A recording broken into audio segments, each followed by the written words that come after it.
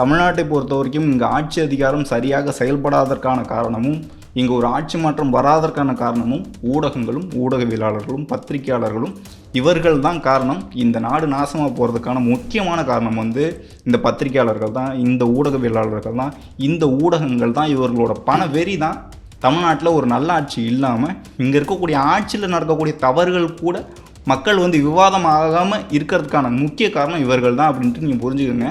புதைக்குழி முதற்கொண்டு வீடியோ எடுத்து அந்த புதைக்குழியில் என்ன போடுறாங்க, எதெல்லாம் போடுறாங்க அங்கே முதற்கொண்டு வீடியோ எடுத்து அதற்கு சில பிஜிஎம்லாம் போட்டு அதுக்கு சில பாடல்கள்லாம் போட்டு அதை காசாக்கக்கூடிய ஊடகங்கள் இந்த அஜித்குமார் மரணத்தை ஏன் எடுக்கலை?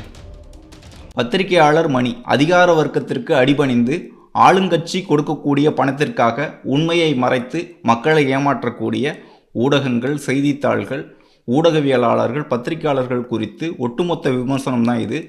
எந்த ஒரு தனி மனித விமர்சனமும் இல்லை அப்படின்ட்டு தொடக்கத்திலே குறிப்பிட விரும்புகிறேன். இந்த விமர்சனம் முழுக்க ஊடகங்கள் ஏன் இப்படி செயல்படுது, ஏன் விவாதமாக்க மாட்டாங்க, ஏன் மக்கள் பிரச்சனையை பேச மாட்டாங்க அப்படின்ட்டு தான் இந்த வீடியோவில் பார்க்க போகிறோம். இதற்கான பின்னணி காரணங்கள் என்னென்ன இருக்குது அப்படின்ட்டு தான் இந்த வீடியோவில் நம்ம பார்க்க போகிறோம். இதை பேசுவதற்கான மிக முக்கியமான காரணம் சிவகங்கையில் 6 காவலர்களால் அடித்து கொல்லப்பட்ட அஜித்குமார் அவர்களுடைய மரணம். அந்த கொலை சம்பவம் தான் இந்த ஊடகங்கள் குறித்தான இந்த விவாதம் பேசுறதுக்கான காரணமாக அமைஞ்சிருக்கு. அஜித்குமார் அவர்களை அடித்து கொலை செய்திருக்காங்க அப்படின்ட்டு சமூக ஊடகங்களில் வலைதளங்களில் பேசிய பேச்சுக்களை தாண்டி முக்கியமான மெயின்ஸ்ட்ரீம் மீடியாக்களில் இது பெரிய அளவில் விவாதம் ஆகலை. இது ஏற்கனவே நான் போன வீடியோவிலே நான் பேசியிருந்தேன். ஊடகங்கள் இது பேசாது, கட்சிகள் குறித்தான விவாதங்கள் தான் எடுப்பாங்கன்னு சொல்லியிருந்தேன். அந்த மாதிரி மிக முக்கியமாக இருக்கக்கூடிய தமிழ்நாட்டில் முக்கியமாக இருக்கக்கூடிய ஒரு 4 ஊடகங்களுமே பாஜக, காங்கிரஸ், தமிழ்நாட்டில் இருக்கக்கூடிய திமுக, அதிமுக, தாவேக்கா, நாம் தமிழர் இந்த கட்சிகளுடைய கட்சி அரசியல் பற்றியே பேசிக்கிட்டு இருந்தாங்க. அதுதான் நேற்று விவாதமாக்கியிருந்தாங்க. நான் சொன்னதை தான் அதையும் செஞ்சுருந்தாங்க அப்படின்ட்டு நான் குறிப்பிடுறேன். ஏன் அப்படின்னா ஊடகங்கள் தமிழ்நாட்டை பொறுத்த வரைக்கும் திமுக ஆட்சி காலங்களில் நடக்கக்கூடிய அநீதிகளை விவாதமாக்கக்கூடாது, மக்கள்கிட்ட போய் சேர்க்கக்கூடாது அப்படின்ட்டு மிக தெளிவாக செயல்படுறாங்க அப்படின்ட்டு இந்த இடத்துல குறிப்பிடுறேன். இதற்கு பின்னால் பல 100 கோடி ரூபாய் பின்புலத்தில் இருக்குது. திமுக அதிகார வர்க்கத்தோட லாபி இருக்குது, திமுக கட்சியோட மிகப்பெரிய ஒரு லாபி இருக்குது.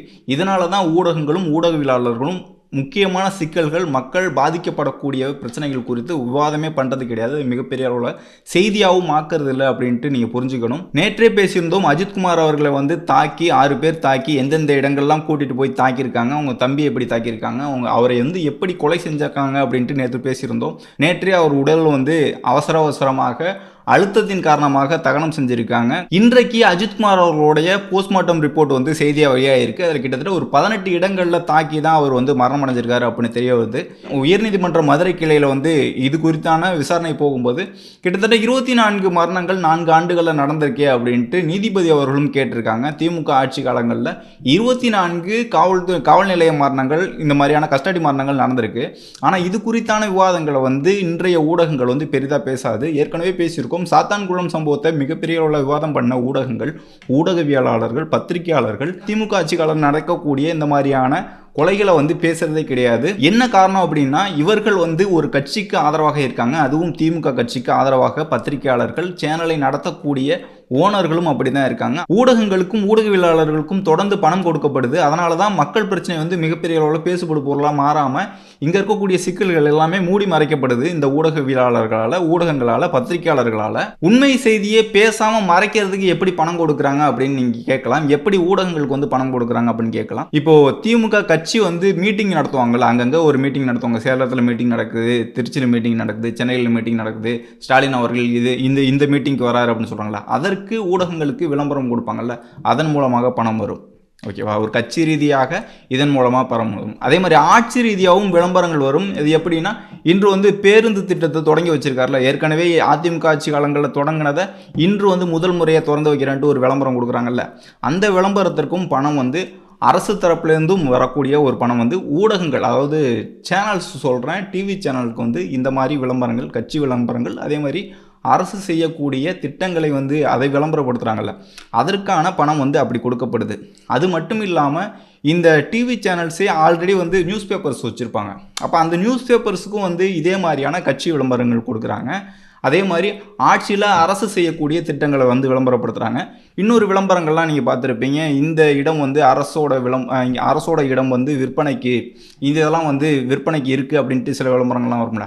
அரசு சார்ந்த எல்லா விளம்பரங்களுக்குமே வந்து அரசு வந்து அந்த நியூஸ் பேப்பருக்கு வந்து பணம் கொடுக்கும்.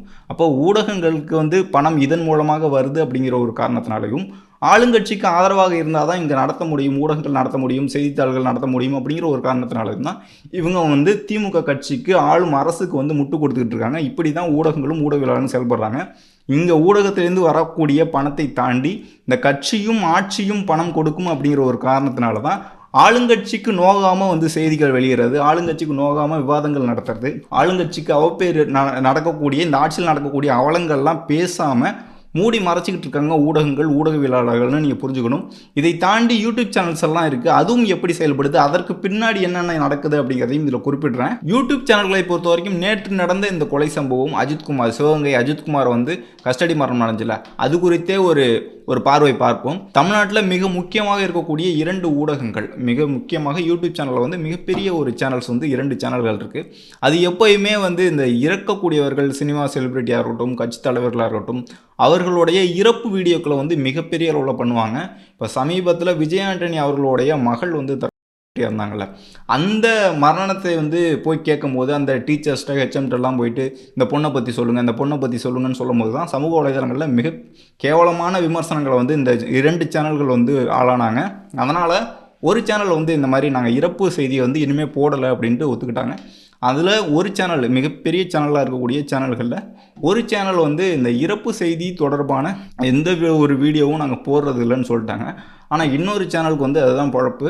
அவங்க வந்து யார் இறந்தாலும் அவங்க இறந்த செய்தி வந்தோடனே ஒரு வீடியோ, அதற்கு முன்பு அவங்க பழைய வீடியோ வச்சுருந்தாங்கன்னா அதை ஒரு வீடியோ ஒன்று போடுவாங்க.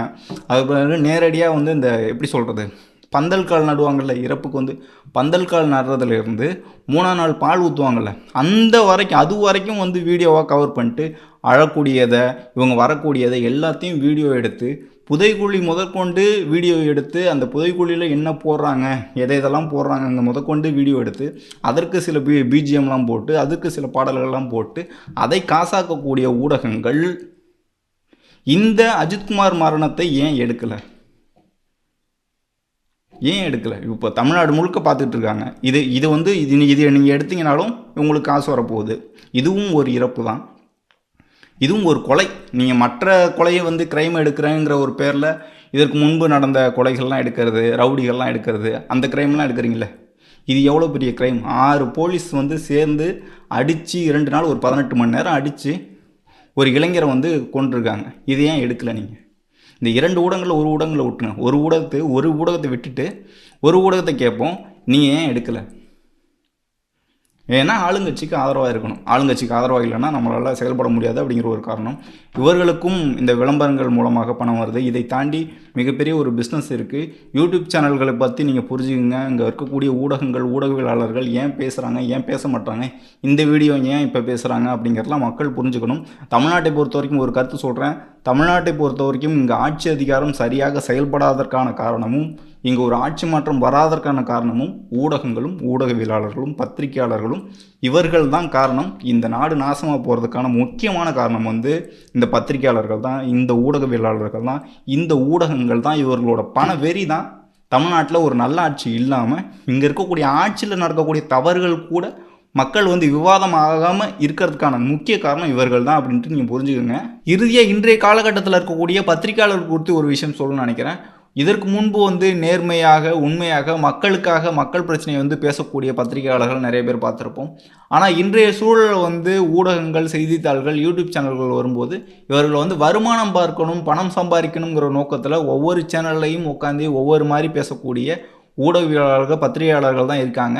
இது வந்து மிகப்பெரிய ஒரு அவலமான ஒரு விஷயம். ஒவ்வொரு ஊடகங்களும் ஒவ்வொரு கட்சி சார்ந்த பார்வையாளர்கள் வந்து வச்சுருப்பாங்க.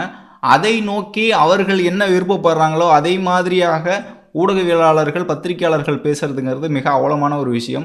எப்படி ஒரே ஒரு பத்திரிகையாளர், எப்படி நம்ம பார்க்கும்போது ஒரே பத்திரிகையாளர் ஒரே நாளில் பேட்டி கொடுக்குறாரு, ஒரு 4 பேட்டி வெளியாகுதுன்னா ஒரு பேட்டியில் ஒரு மாதிரியும் இன்னொரு பேட்டியில் இன்னொரு மாதிரியும் ஒவ்வொரு சேனலுக்கு ஆதரவாக, ஒவ்வொரு கட்சிக்கு ஆதரவாக பேசக்கூடிய பத்திரிகையாளர்களை, ஊடகவியலாளர்களை நம்ம வச்சுக்கிட்டு எப்படி இந்த இந்த சமூகத்தில் நடக்கக்கூடிய அவலங்களை பேசணும் அப்படின்ட்டு தான் மிகப்பெரிய ஒரு கேள்வியாக இருக்குது. அது மக்கள் வந்து புரிஞ்சுக்கணும். ஒரு ஊடகவியலாளர் பேசக்கூடியது எல்லா கட்சியினருக்குமே பிடிச்ச விஷயமா இருக்குது, அல்லது எல்லா கட்சியினருமே பரப்பக்கூடிய ஒரு விஷயமா இருக்குது அப்படின்னா அது வந்து ஒரு சந்தேகம் எழுப்ப வேண்டிய ஒரு நிர்பந்தத்தில் இருக்கும் அப்படின்னு புரிஞ்சுக்கணும்.